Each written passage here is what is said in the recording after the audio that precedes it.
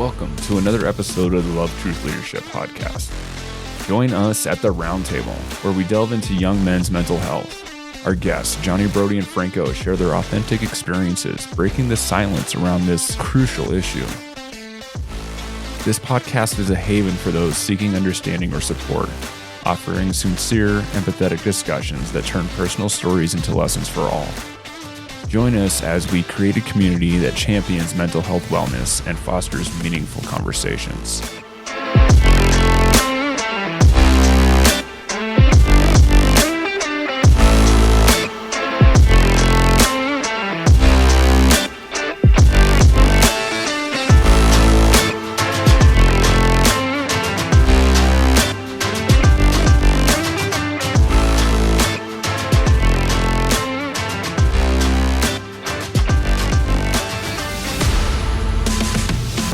Hi, I'm Nick.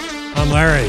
Welcome to LTL, little spinoff we're doing called the Roundtable. What do you think about that, Larry? We're going to be interviewing a bunch of young guys here. This is awesome. They're going to give us some great feedback today. I don't know if they're capable. We'll see. No, they're all capable guys. We're going to get in and introduce them a little bit. Go ahead. Why don't you start? I'm Franko. I've known Nick practically my entire life. Oh, I'm a big majority of it since I was like 4. And Yeah, I'm 4. I'm 15 now. Yeah. And Larry's new for me.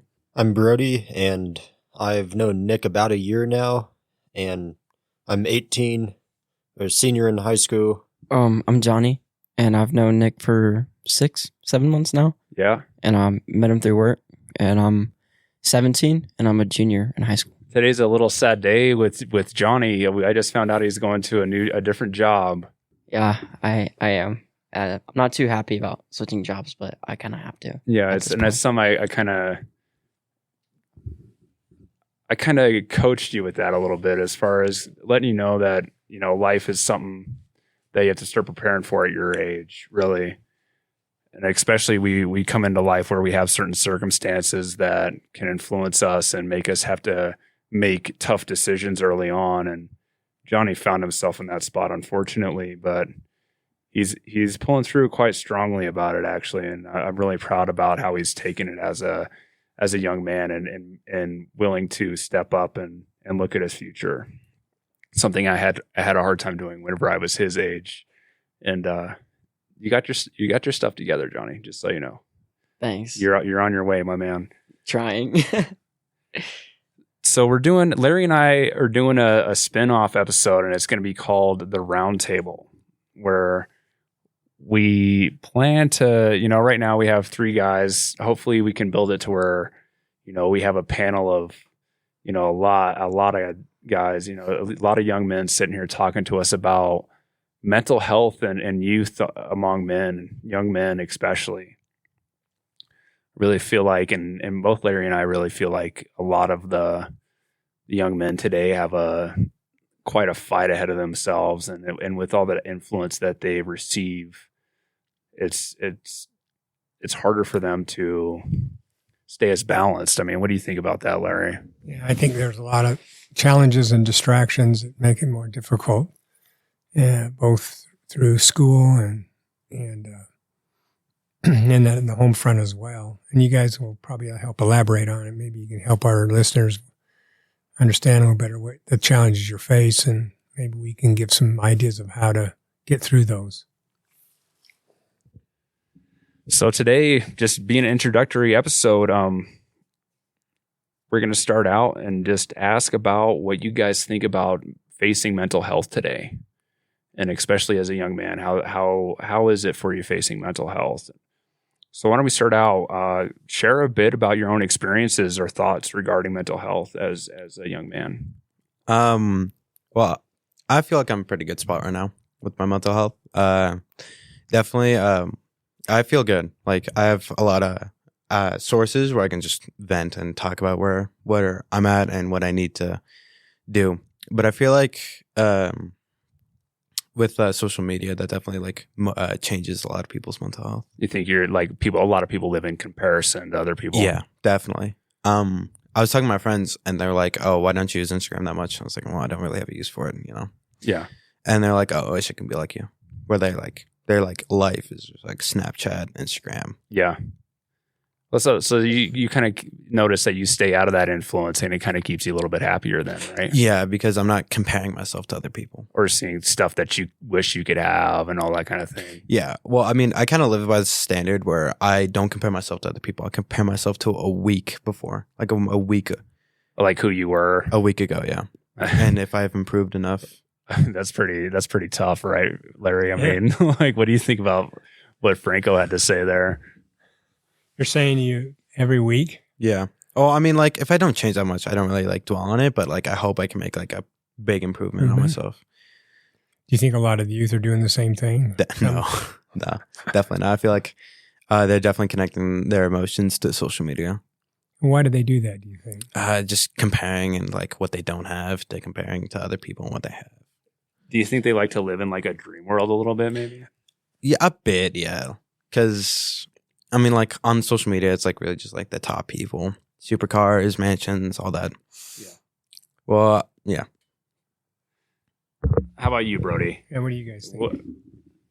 You want me to repeat the question? So just like how my mental health is or how I feel it is? Sure about your own experiences or thoughts regarding mental health as a young man. I think it kind of goes up and down. For me, it's been really good for a really long time now, but there has been times in the past where like, I guess there's like kind of patches where just bad things happen and it can decline kind of. Maybe just because you don't have people to talk to about stuff or stuff like that. Do you think that's kind of natural though to have like ups and downs a little bit? Yeah. I mean, I think that pretty much everybody has ups and downs. So go ahead and elaborate a little bit. I guess kind of just. Do you feel comfortable sharing an experience? I mean, I can't if not, it's okay. Can't really remember anything recently, just because I've been, You've been tough for a minute, huh? Yeah. Yeah. I mean, it was quite a while ago. And to give you a little backstory on Brody, he's got a grandpa that really leads him quite a bit as far as being a stable young man and giving him hobbies and making sure that he's on top of what he wants to do and learning how to do it and trying to achieve for that. Like, talk about your truck for a little bit, because that's a big hobby for you. You just got it back and driving, right, bud? Oh, yeah. So I just did a bunch of stuff to the transmission. Like, me and my grandpa worked on that for quite a while. And that was really nice to be able to work on that with him, just kind of because I've been working on cars with him like ever since I was like probably 6 or 7 years old. So do you feel like you're having that strong, like fatherly figure in your life and your grandpa that kind of guides you? Do you think that's really important for a lot of young guys? Yeah, because if you don't really have someone to guide you, you'll just go down a kind of bad path. Yeah. And I've seen that happen with a lot of different people. Yeah. All right. And then we move into Johnny. So is the question one more time? Yeah, for sure. Share a bit about your own experiences or thoughts regarding mental health as a young man. Yeah. I'd say for me, it's been kind of rough. Most of my life, I'd say. Like, it's either like a while ago, I had anger issues and a whole lot of things. So it's either I'd like wouldn't let anyone in really and didn't really have any outlets. And then later, when I started the control and wanted to get my life back together, like I would start to search to look for outlets, like the shop. Yeah, like for sure, Nick, you've been a huge outlet. I'm glad to be that for you. Just so you know. Yeah, and that's what kind of hurts about like leaving this job. You can come by anytime, my man. Thanks, man. Yeah, just so you know. Yeah, that's like the biggest part to me. Is just like the community with the shop and with you, and it's just like. I've never really felt that, like not even in school or anything. So it's like kind of nice to like experience it and work. So what you're saying, it's nice to have a constructive outlet, to someone you can trust and talk things through, right? Yeah, and definitely like experience too, because like Nick's been through a lot, and it's like nice to like learn and like gain knowledge from him. Like my favorite quote from Nick is like, "All that I know is like nothing. Like I do not know anything." Like to help me learn through stuff in life. Any of you guys want to add anything to that as far as it goes? I mean, I think it's just really good to have outlets. Like that's a very like critical thing for like mental health. Like a strong friend group. Yeah. Mentors. Yeah, like even I don't know, just stuff like hobbies to keep you busy, kind of stuff like that even. So you're saying more constructive outlets because some people get into a lot of other stuff. That Yeah. So like things that like better yourself or Better other people. yourself. Yeah. And how about gaming? I know a lot of young men get into that. Is that good for the health or not? I mean, it really depends. It can be like, I think if it's the right amount, but it can like go too far. I've seen that even happen with me, like where I just, it like disrupts sleep and stuff because you're just like get really into it. I've been there. Yeah, that's for sure. Yeah, Like- I know Franko loves the game. I try to keep it like a proportionate amount. Like try to go to bed at 10 times. Yeah. Try not to play too much. Get breaks, But that's also a lot of how youth connects to their friends these days too, Larry. Is They play games collectively. they play games together, so you get like you hang out with your boys at school, and then you're like, I'll see you on Call of Duty later tonight, and then that kind of stuff. And so it kind of helps structure a bond. But I think a lot of the times where it's negative is if you don't have that outlet of friends that you're playing with, for one, and then two, if it becomes consuming, where it's like, okay, all I'm thinking about all day at work is going home and playing this video game that I've been playing. And then I get home and I play this video game and I'm just neglecting everything else that I need to do. That's where we start to develop an addictive habit. Yeah. All right. So we're going to get into the next question. What do you think are some common misconceptions or stereotypes surrounding young men and mental health? I feel like a stereotype is that mental health, talking about it, I'm going to go with the big one, is that it's more of a feminine thing. Like you should just try to bottle it up as a man. Yeah. So you feel like we're still living in that. I feel like it's becoming more opening, but I definitely still feel like we need more time to just open mental health to everybody. Yeah. Do you think that's driven by maybe shame or guilt? Why they just don't want to talk about it? Yeah, like a social stigma against it. You're not manly enough to. Yeah. So I think I get the impression a lot of young people, well, I guess people my age as well, we bottle it up. We don't. Yeah. And we don't talk to other people about it. And the problem there is that creates another set of issues. Yeah. And then you take it out on something or someone. Yeah, anger, stress, or Yeah. depression or whatever, right? Mm-hmm. What about you, Brody? Can you ask the question again? What do you think are some common misconceptions or stereotypes surrounding young men and mental health? I don't know, maybe that young men just like already are like it. I guess like mental health wouldn't even affect young men. Maybe just kind of similar to what Franko said. But, I mean, that's kind of what it is. Really, it's just. So let me rephrase this a different way then. How are young men looked at if they share their problems? It's pretty negatively because like they're, it's not really something, or I mean, I guess it's kind of hard because you don't want other people to see you going and looking for help. Really. Yeah. Because if other people think you're like going to get help, then they'll think you're just, I don't know. Yeah. You're weak. Yeah. And they don't want to appear vulnerable, right? They don't want to. Yeah. They don't really want anybody else to see that they're going to get help. Oh. So they just don't even get the help in the first place. So they perceive that as a weakness if they go get help, right? Yeah. What about you, Johnny? What do you think? Yeah, like kind of along the same lines, like probably like weak. And like another aspect, like kind of to like the first way you put the question was like that, does guys just have it better, in general? We have it better in general. Yeah, like I feel like that's like a stereotype where it's like, oh, being a dude is like so easy, like in life sometimes. I don't know if that's like where we get stuff handed to us, maybe. Something like that. It also Yeah. becomes like an issue between where you're like financially, I guess, too.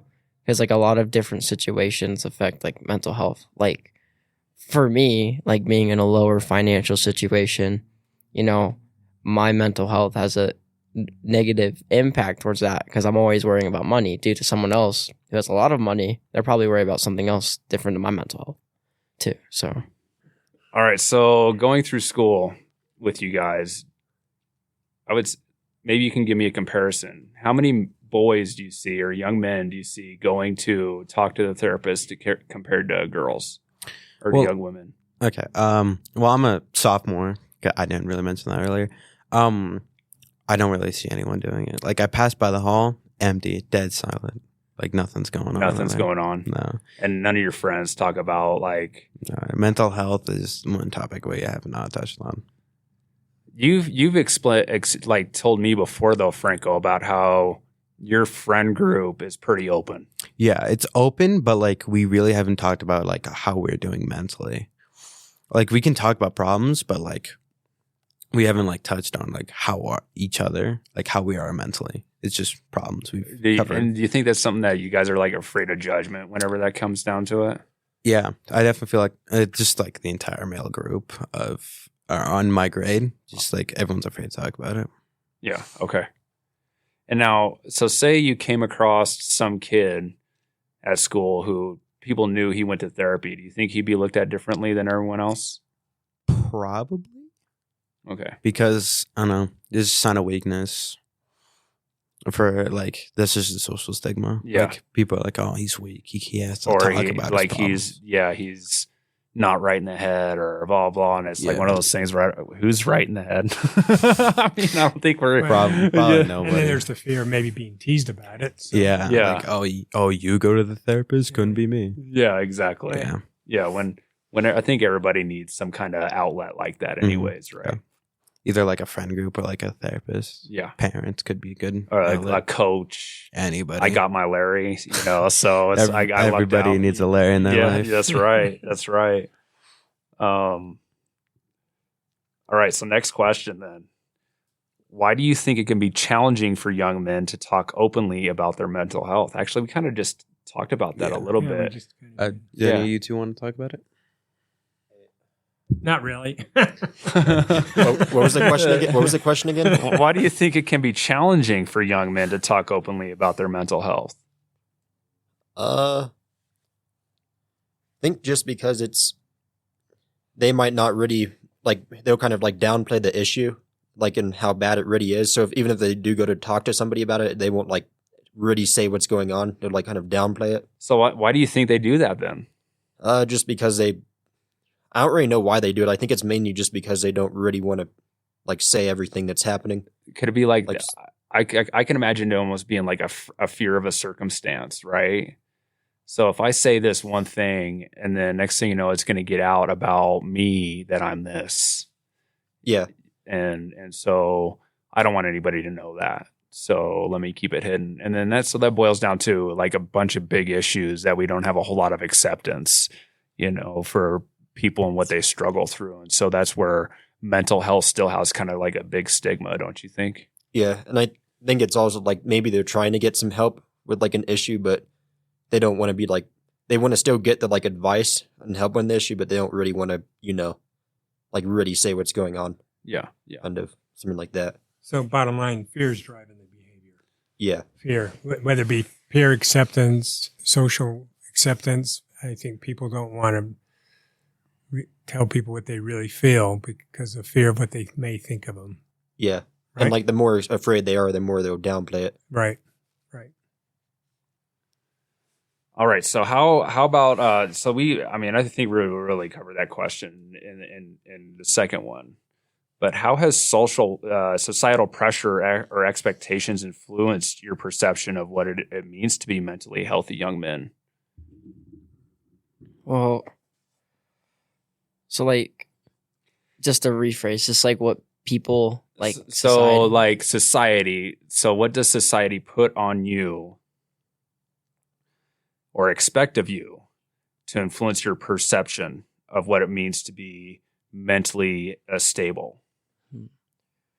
I feel like the way I look at that is like kind of with the people in my school, like they're always like energetic. Like society is like, oh, if you're an energetic person, like, or you're like seemingly really happy all the time or something like that, you have good mental health. Even though like reality, like that person could be putting on like the biggest mask and you wouldn't even know. Yeah.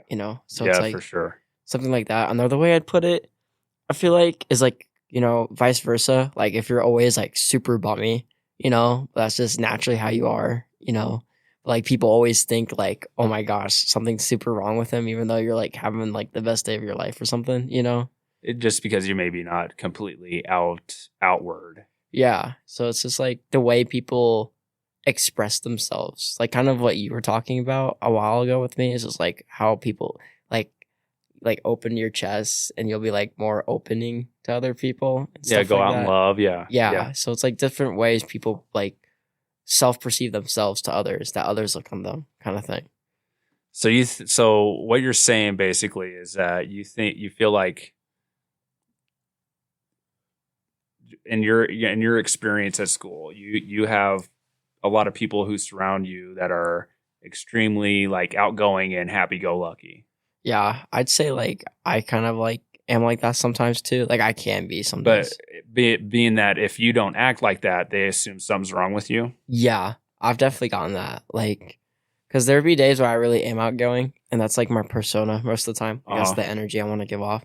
But there's one day where I like wake up and I do like, I don't know, maybe journal and meditate, and I'm like super chill. And I'm chill all day, and everyone thinks something's wrong with me.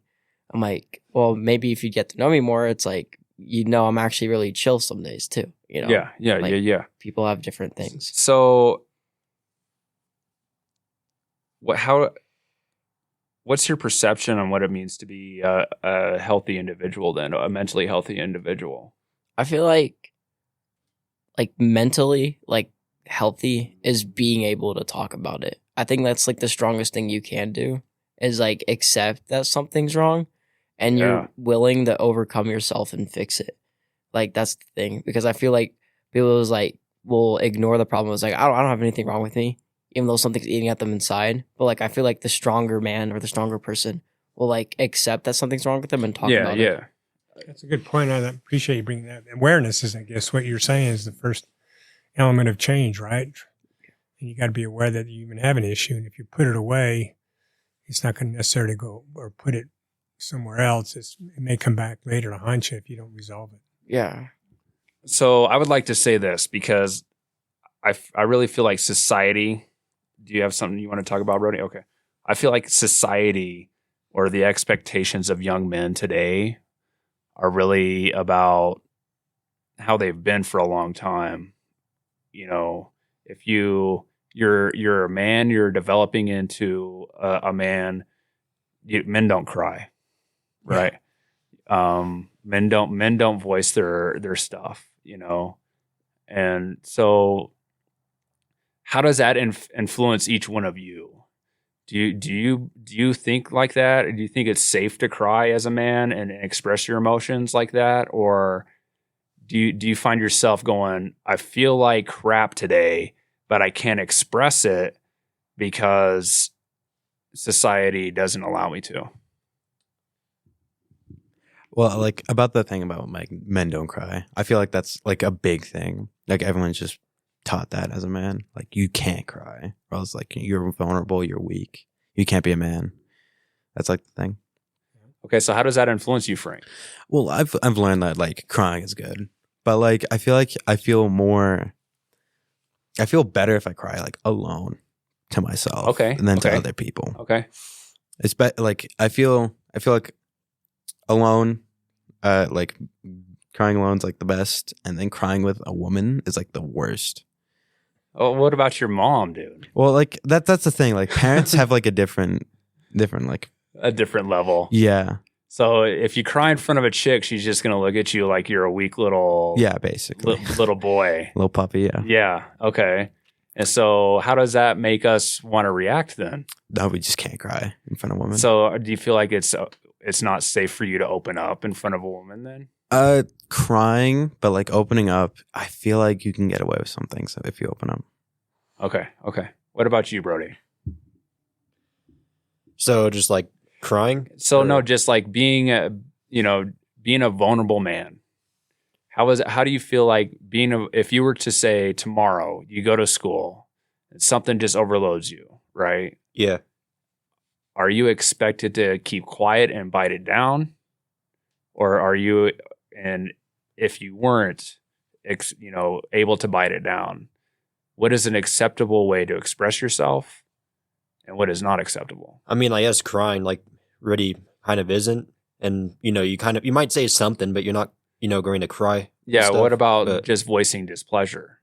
I mean, I guess sometimes, like if you're like angry, maybe, but like because I know sometimes when people are angry, they'll voice stuff still, Yeah. but it's not like crying and No.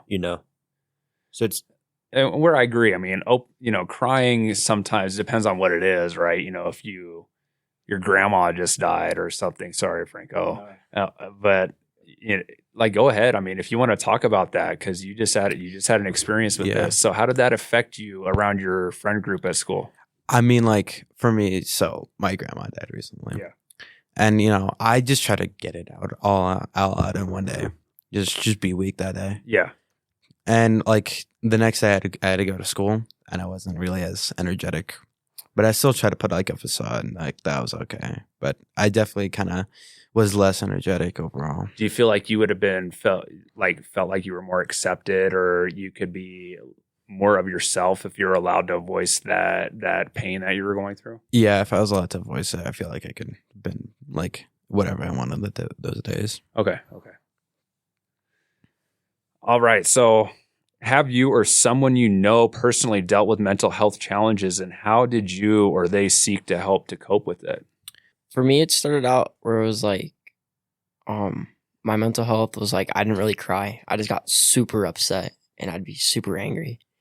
And I realized that wasn't really healthy. I'm going to which is deemed to be an acceptable response. Wouldn't you say, Larry? Like voicing your displeasure and anger for a man is acceptable, but to be all like, okay, I'm not, I'm upset, but I'm going to voice it in a way where might not be more as acceptable, but it's probably more.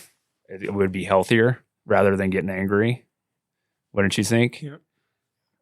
Yeah, Okay. that's what Yeah. I kind of realized, because like I'd always be so hostile towards like everyone I like around me, and then like it's like kind of going a little back where it's like these people will perceive you in a way where it's like if you do or you are upset, it's like socially acceptable to be to be mad, but at the same time they'll like the disinterest factor. It's like I don't want to be around him. He's always like upset. And it's always negative energy coming from him. And I dealt with that. I think that's like most of what I've been through is like not having people, because I was always so upset. And they'd be like, they didn't like me because I was like either upset or negative. But I was trying to fix it. And then So you saw the negative consequence of your anger. yeah. And then I mean, granted, like I developed like, because I went to I started reading books and like a lot of stuff. There's I have to think about it. My dad showed me this book because we kind of deal with the same stuff, and it was just like to have not like a over emotional heart, because that's why you're so upset. It's like the only way you can cope with that is because your heart, you take everything to heart. So then I had to deal with that, and then you kind of taught me like recently days like don't give a crap what other people think too, and then that kind of grew me in a way where I still really struggle with it. And to tell you the truth, that's not a complete true statement. I feel like not giving a crap about what other people think is safe, but at the same time, choose those people wisely that you do want them to care about what you think. Yeah. Right? Like the people that you really, opinions that'll matter to you, maybe choose a little bit wiser. Yeah, that makes more sense. Yeah, I like it that way a little bit more. And it's like, it'd be like, I coped with it like by researching and like finding out ways to better myself and practicing those things. But I know friends who, to answer your question, they would like go to therapy. They would like go to a school counselor, or maybe just like, I know a really common thing nowadays people deal with mental health is the gym. Oh yeah, huge. It's totally blown up, which I think I'm not dissing on. I think it's a really good thing. At the that's same one of time, I think that's one of the Yeah. best sources for dealing with any mental issue. Oh, gym? Yeah, Yeah. going working out. Working out? yeah, this like the huge gym culture, because like that's all like my guy friends do. It's like, or just people at my school like I meet. I'll be like, That's their source. yeah, that's their source of thing. I'll be like talking within my friend group sometimes, and then like literally all the guys are just like, we should go to the gym. I'm like, whoa, really? And then like all the time, that's all I hear is just gym, which is like really cool. Like I really support that, how they're like bettering themselves in a way that like doesn't hurt others, but like strengthens themselves. And releasing the proper hormones and all kinds of stuff for a better brain function. Yeah, for sure. Yeah. Which I totally suck at doing that. So I need to get back going to the gym a little bit more. Me too. Me too. Yeah. Do you guys want to add anything to that kind of? Not really. Oh, What's the next question, Nick? What role do you think friends and peer support play in maintaining good mental health as a young man? so pretty much like how your friends influence it. I mean, I think it depends if, you can talk to your friends about things. Like if you can't talk to your friends about things, then it would probably harm it more than be good for it. If you were to talk to your friends about things, excuse me, and they were to make fun of you, would you look for different friends? Yeah. Just because you don't want to really talk to, or I guess like talk to people about stuff that, like won't listen to you. Could you imagine some people don't feel like they'd be accepted in other groups, so they keep these friends that make fun of them? Yeah, where I think some people just don't even talk to their friends about stuff like that in the first place. Yeah. So they don't really even need to, look for another friend group really. So they kind of try to stay with the same people. Yeah. And I think that's kind of like how everyone in that, group would be. Yeah. Yeah, for sure. What about you, Franco? I know your friends play a pretty good role. Yeah, I mean, we're a pretty open friend group. We can talk about our problems, and I like how Brody talked about the negatives, so I can talk about positives. I feel like it's really good just having a good outlet of social people or social friends that can, help you get through issues. Because we talk about problems and then like everyone puts an input on it. So I'm going to ask, how does your friend group influence your physical health? My physical health? Yeah. We're pretty good. Like one goes to gym, two are on track, another is on sports. All of them have like a pretty active life. All right, cool. I know you ride your bike with your pops too, right? Yeah. Mm-hmm. Yeah. How do you view relationships between physical health and mental health? And do you think they're connected? So I feel like when you start a relationship, it's more physical. But like what do you mean? Like when you see someone, you're more physically attracted to them. Then when you get to know them, then you become more mentally attracted to them. Okay, so that's kind of getting off the question though, with everybody a little bit. Like how your body is physically healthy in comparison to your mental health. I feel like it's like case by case though. Like because like people go to the gym. Yeah. They could either be like good physical strength, good physical, but like bad mentally. Like they're trying to use it as an outlet. They can, yeah. But like people who don't go to gym, they could be mentally. So there's healthy. a balance then, what you're saying, right? Yeah. So it's okay if you're physically healthy, but if you don't have a good mental practice or a good routine on your mental side, then you're still subtracting from your physical health a little bit, probably. Yeah. Like you try other things that maybe aren't so good for you. But so I'm going to combat you a little bit on this because there's 100% scientific proof that having a good workout routine as well as like a mental routine, right, Larry, that they are interconnected as far as you're more mentally stable whenever you have a better physical health.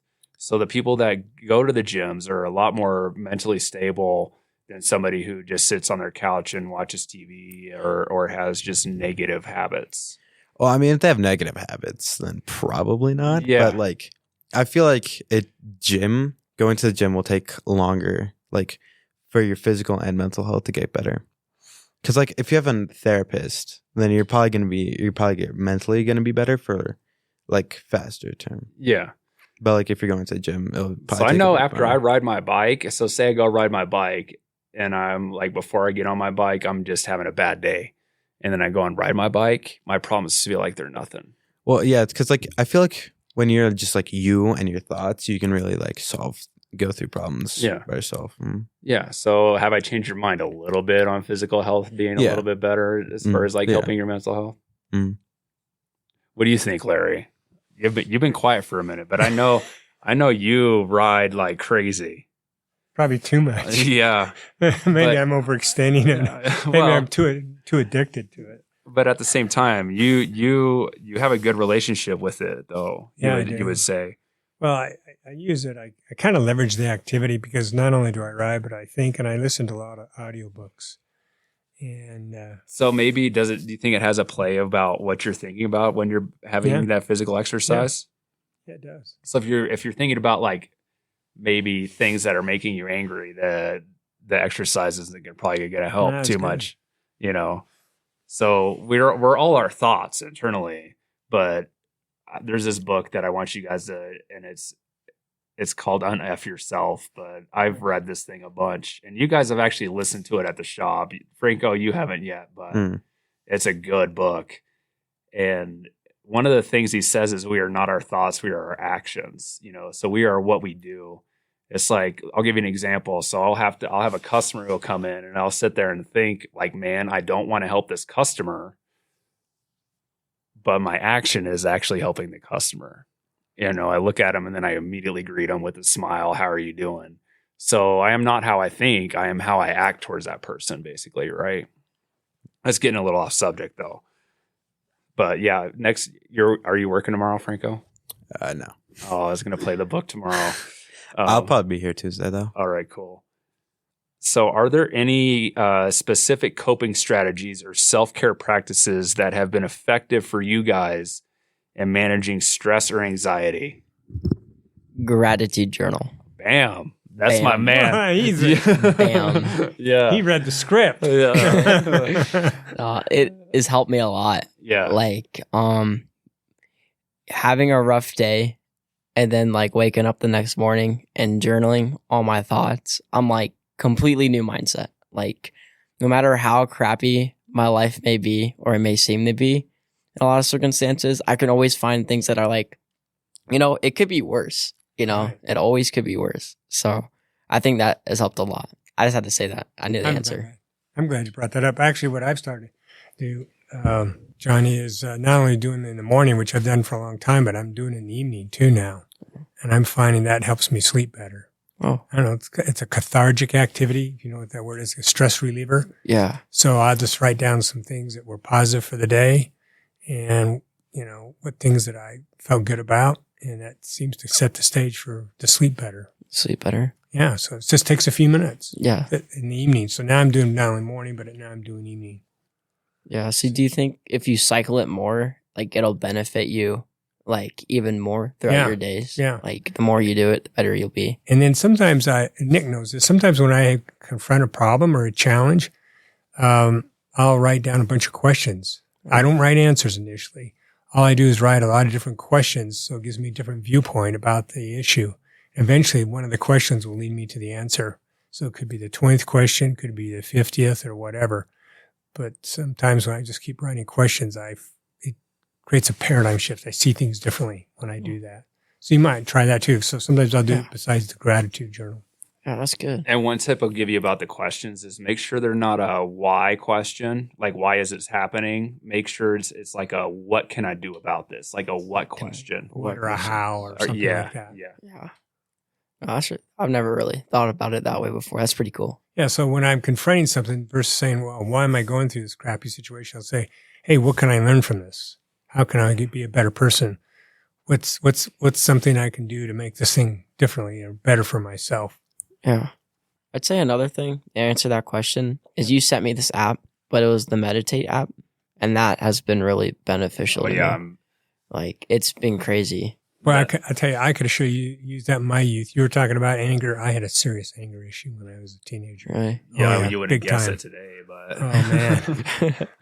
Yeah. Yeah, it was. I wouldn't say it was way out of control, but it was a coping mechanism I had, Yeah. and I didn't know anything about meditation or gratitude or anything. Yeah. I mean, eventually I grew out of it, but it was a tough time back then. Yeah. That's why I'm glad we're doing this now. Cause like, I'm able to experience it now. Like before I just deal with anger for the rest of my days kind of thing until I figure it out later, It's been really cool. Like I'd get a notification on my phone. It's like, meditate, take a break. Like Right. it's literally just 5 minutes. Like, I could take 5 minutes, come back fully reset. I actually feel energized to go do what I was doing, like from that thing, which is crazy. I notice if I don't meditate in the morning, my day is It's just gone. is like thrown off. I don't feel balanced. It's something that really sets me up for sure. Yeah. So I do both that now, morning and evening. Here again, I wasn't doing the meditation or the journaling. Now I do that in the evening besides the morning. Sweet. Right on. What about you guys? Any coping strategies that you, Brody, Franko, that you guys use to deal with anxiety or stress? I mean, sometimes I just go and ride my bike too, and that's kind of how I do it. Yeah, or build a computer. Yeah, building computers, working on cars, stuff like that. Yeah, having some kind of hobby that you can focus on for a little bit. Yeah. Yeah. It's really important to have hobbies, I think, like things to, like constructive things. Yeah, for sure. What about you, Franko? When you said that question, I came up with 3 answers that I kind of do. So when I'm having a bad day, I just think about what has gone good in my life. Cool. Try to get my mind off what's bad. So he practices gratitude. Yeah. Yeah. And then at night, I try to just be me with my thoughts. Just try to think through problems. Yeah. See what I can improve on for the next day. And then the third thing I do is just try to just separate everything. Try to disconnect days. So you take a step back. Yeah. That's a big thing for sure. Taking Taking a step back and kind of like taking an outward look from your situation. Yeah. Try to see what I can improve on or how big it really is. Because in the moment, it could seem pretty big. And then you're like, oh, I was barely anything. Yeah. Yeah. Didn't really matter, What advice would you give to other young men who might be hesitant to speak, to seek help or talk about their mental health? Just do it. Just find someone to talk to. Parents, anyone close, friends. Do you feel like there needs to be more of an outlet for kids these days or young men these days to definitely and I wouldn't say necessarily to connect with a therapist or somebody, but maybe just to connect with other young men, to talk about their problems. Mm-hmm.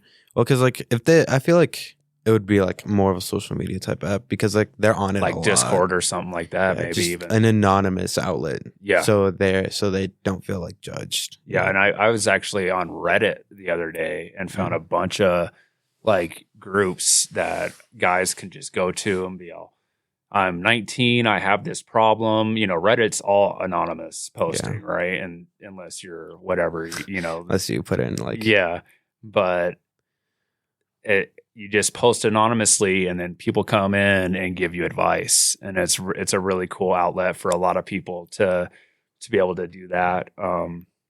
Another thing is finding maybe a Discord that you can join in. I know there's one Discord and they do video game therapy. And what they do is they connect people who are having a hard time with other people who are going through the same hard time. And they all get together and play video games together. That's kind of a cool outlet because gaming's pretty big. Gaming is huge nowadays. And so whenever you can be in a non-judgmental setting with that and at the same time do something that you kind of enjoy, that's another outlet that a lot of people can have. What about you, Brody?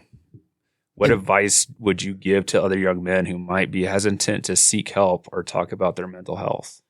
Yeah, I mean, just really just going and doing it. I think also once, the more people that do it, it will become more normal too. And then there won't be quite as much of a, the stigma. Yeah, stigma around it. Yeah. So the more people that do talk to therapists and stuff, that will, kind of go away. Stigma. Yeah. Yeah. And I really feel like it needs to be more of a young men connecting with other young men or young men connecting with other men who have the experience of being a man and going through the same issue that they've gone through. Yeah. So support groups almost. Yeah. Kind of like what we're doing here, almost. Can you share any positive experiences where opening up about your mental health improved a situation or relationship? Brody's I can't really think of anything. I'm quiet. Yeah. I don't know, honestly. I think this is a question for Johnny. Yeah. Yeah, because Johnny and you and I have talked a lot, my man. Yeah. Yeah, we have. True. It's been where I've closed the shop down, everybody's gone home, made everybody clock out, and Johnny's still sitting here, and I'm like, oh, what do you want to talk about, Johnny? And then we sit here and talk for hours. Yeah. I'm glad that. Have you had a positive takeaway from that? Yeah. No, for sure. Definitely, it helps a lot. Like just talking. Yeah. Like, because I don't know. For me, like it's kind of like throughout kind of my whole life, I've never really had like groups of friends. Like I'd always either be like working on my car or just like doing my own hobbies or just like homework. Yeah. That's it. Or just working. Normally I just work a lot. And then Yeah. it's like I don't have the outlet. Like coming here to work and like having that outlet of talking definitely like helped me and then grew my relationship with you Yeah. a lot because like now it's just really cool to talk to you. Just like nonchalant. Yeah. And then like it definitely helped with guidance too. Like just getting it out like helps a lot. So I guess positives of it is one, it gave me knowledge of things I can do or question or should do. It helped me build my relationship with you, Nick, which was really cool. And while I'm on this podcast, which is pretty sweet. And it helped like I don't know, like whatever it is that stimulates your brain of getting it out, like is so sweet. Like You have a weight that's taken off. yeah, like because I feel like a weight on me like all the time, But like whenever I talk to someone, even just for a brief couple of minutes about something, like it'll get super deep, and then it'll just like weight off my chest a little bit, and it's just like it's so nice. It's a good feeling. Well, it's been a privilege to provide that for you, Johnny. Just so you know, my man. Thanks, man. Yeah, really. Like, thank you. Yeah. Yeah, I heard once from a speaker I heard years ago that he equated problems with rocks in a backpack. Oh. And he says, man, we carry a lot of crap around with us. You know what I'm saying? He says, man, you got to take that stuff out of the backpack. And we no sooner take it out and then we reload it with something else, some anger, stress, or unresolved. And so he talked about different means to help relieve that. And one of those is finding a good friend that you can trust. It's not going to make you feel ashamed or foolish. That can help you, talk things out. Now, some people have therapists, but unfortunately that costs money. But if you can just find someone you can trust, a good friend, talking that out, sometimes it helps take some of the stress, or in this case, those heavy rocks out of your mental backpack. Frank, do you have something that you wanted to add to that, buddy? Just mainly just get a good group of friends. You know? That's big. that really helps. What about advice for those guys that have a hard time making friends? It's either going online and try to make friends, or just going out there and I mean, like without school, it's kind of hard to do because school is like where a lot of people meet and like all friendships are made. Yeah. But I feel like going to social events, going to something you like, you can see a bunch of other people and see what they like, the same thing, see what other things they like. Looking up support groups, that kind of stuff, maybe. Yeah. How can we all challenge the stigma around young men's mental health and encourage more open conversations? Just probably talk about mental health more. Yeah. Just try to really take that stigma out. But I mean, like, I feel like getting into the younger groups will definitely help with. Can I challenge you guys with something today? Okay, yeah. I challenge you each to bring one friend to the next roundtable. Okay. I'll say we have a mental health podcast in my group chat. See if anyone wants to come on. Yeah. You think you're up for that, Brody?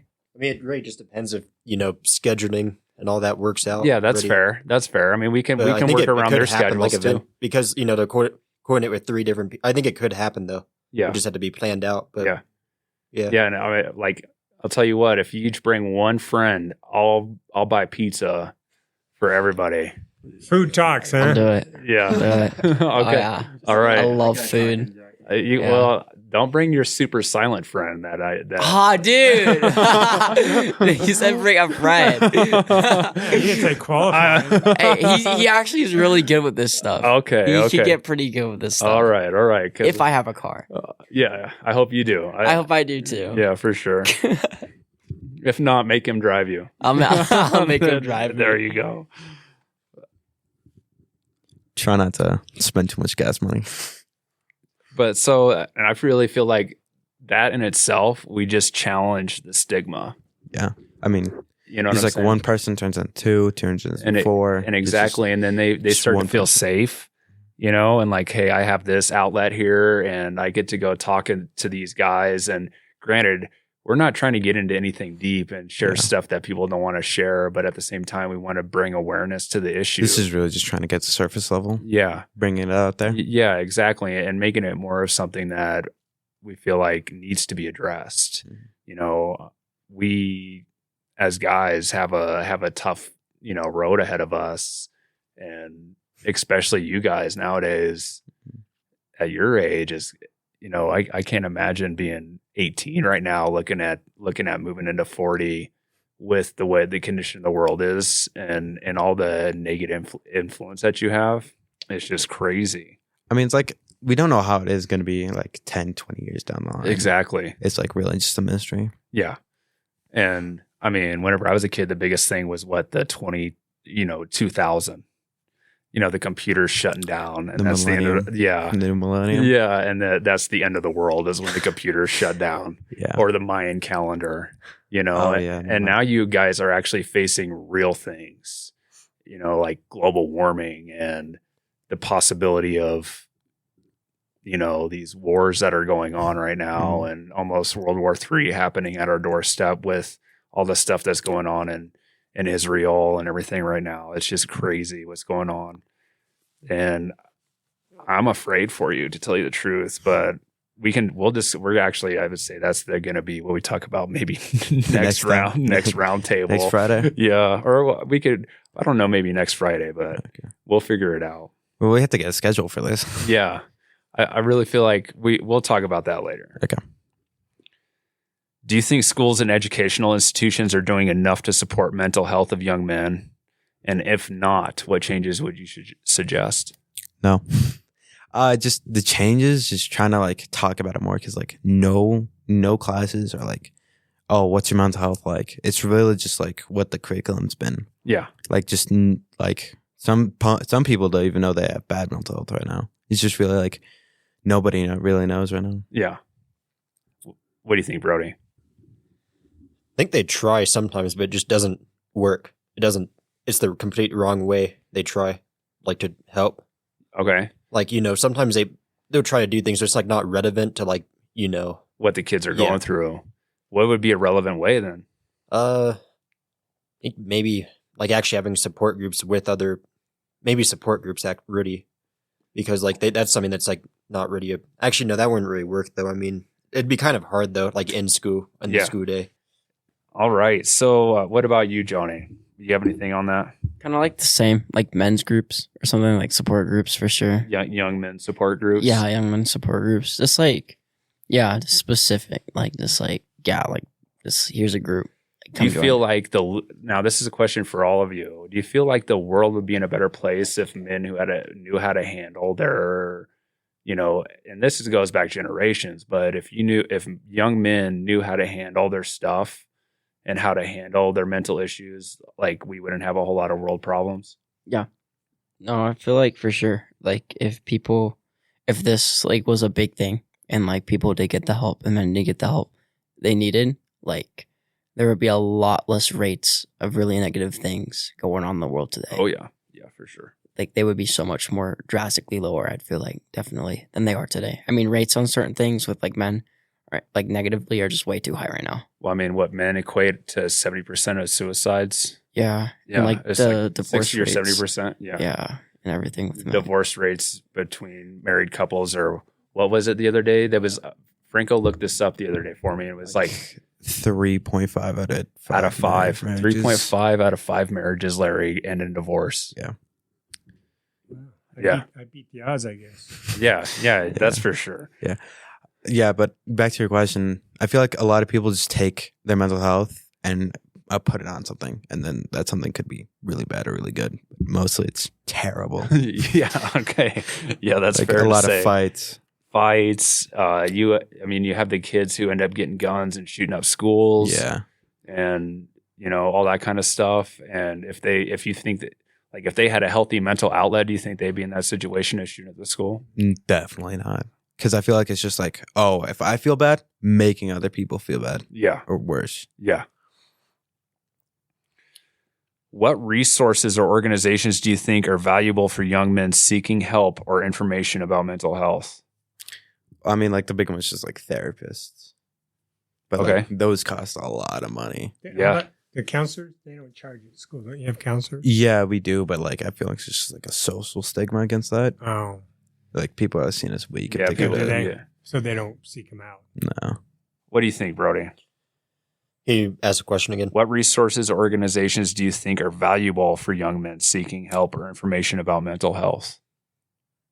Support groups. Like the YMCA, maybe something like that. Wasn't the YMCA started as something like that for men? Yeah. A place for men to go to be balanced and healthy and be surrounded by other men and learn how to deal with their problems together. Yeah. There needs to be more YMCAs out there then, huh? Yeah. I think they're more recreational gyms now. Yeah, they are. They're 100% Or recreational like swimming gyms. pools and Yeah. stuff like that now. I remember the first time I went into a YMCA, I was like 11 years old, and my mom's all, "We're going to the YMCA." And I'm like, "You can't go there. You're not a man." I thought a YMCA was a gym. I thought it was a It is gym. nowadays. It is. I didn't know it was meant to be like a social group. Yeah, it was when it was first started. I believe it was the Young Men's of America or Young. Man, something. Yeah, but it was meant to. I thought it was just gym. Yeah, I no. thought that was like the main purpose. Yeah.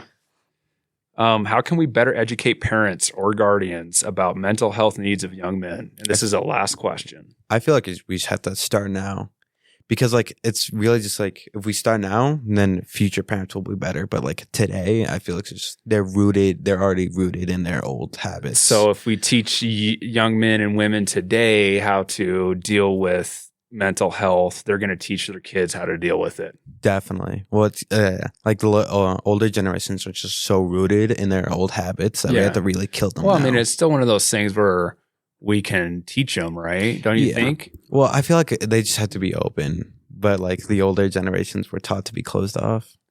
A lot of them were, yeah, for sure. Yeah, definitely. What do you think, Brody?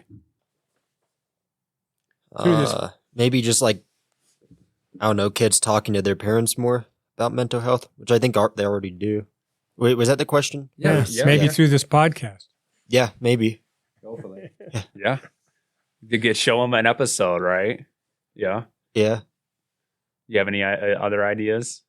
I mean, Just yeah, talking to them. I really feel like with you, Brody, you have a hard time answering a lot of these because you're Little bit. set up really well, buddy.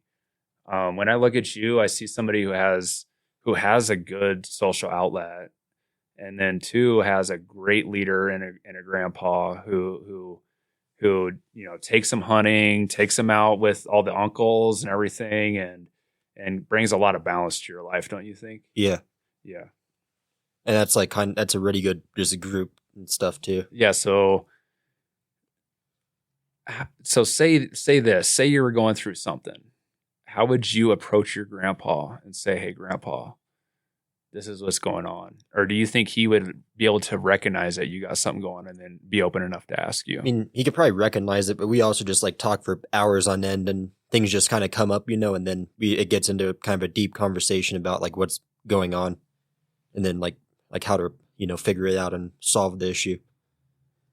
Yeah, that's So really cool. It's like just like kind of talking long enough. Yeah. So you feel like a lot more young men need that, don't they? Don't Yeah. you? Yeah. And it's missing from a lot of, I think the majority of people actually, Yeah. just like someone they can, talk to for hours on end and like stuff can get fixed that way. Yeah. Did your grandpa ask a lot of questions? Kind of. Not I don't know about a lot of questions. I want It's to meet kind him one of these days, just so you know, buddy. Yeah, Yeah. Bring them onto the podcast. Yeah. Heck yeah. maybe. But so just run me through like a quick example of a conversation between you and your grandpa. How's it start out? Usually just talking about like cars and stuff like that. And then he's all like, the carburetor's a lot like a woman. You got to adjust it really, really easy, right? Or a backfire. Yeah. Yeah, I mean, sometimes stuff like goes from one thing and then it like gets into another. Yeah, just so it just conversation. flows really well. Yeah. Yeah. What about you, Johnny? You want to repeat the question? Yeah. Yeah, okay. How can we better educate parents and guardians about the mental health needs of young men? Kind of what Larry said, this podcast is a really good one. I feel like more modern ways, I feel like, like podcasts or like something that navigate towards the parents, Okay. Like, okay. for sure, like talking to them, like us as kids, is a big thing. It's really hard. Maybe like for parents, like it's opening up a letter in the mail. Like, oh, what's this? Because they read their mail. And it's like a yeah, it's like a little letter that says, here's everything about men's mental health or something, or like Okay. something that's like could be old fashioned, moderately like navigated towards the parents, Old fashioned. I'm as old as his mom is. Old fashioned. Yeah. Hey, I don't have to check my letters. I don't check my mail at all. Email. There we go. Yeah, I never Okay, check Nick, my email. you're as old as my kids. Yeah, I know. Oh, I know. shoot. Yeah. Dang. Oh man. Yeah. All right. You guys have any, Larry? All you guys, do you have anything you want to end on? That's like be grateful. Be grateful. Cultivate a attitude of gratitude, right? Yeah. Tell them the GPS, Larry. Oh, is that for this one? Yeah, I think it's for everything. Well, you guys know what GPS stands for, right? It's all in our apps, particularly Yeah. Google apps and everything. Well, a lot of stuff, but global positioning system. And I was telling Nick the other day that we need, particularly youth, need a GPS system. And G stands for gratitude, cultivating an attitude of gratitude. And then P stands for pay it forward.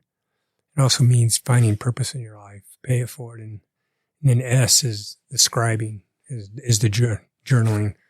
And so I think if people do those three things, I think they'll get through life better.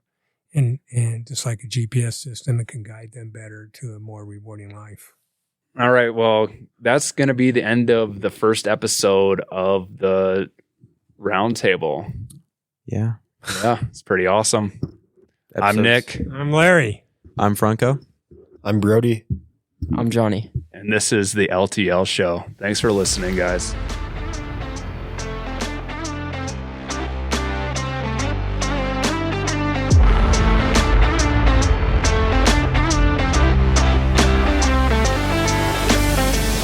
Thanks for listening. Next episode, join me as we welcome John England, a distinguished figure in law and healthcare. John's work spans from England Law PC to the 21st Judicial District Attorney's Office and beyond. A Crichton Law grad, he's known for his community service and his advocacy for rehabilitation in the criminal justice system. While Larry won't be able to join us, he's left insightful questions for our conversation with John. Don't miss this insightful episode, where we explore John's unique perspective on justice and service. Remember, leadership is not just a title, but the profound expression of the love and truth we bring into the world.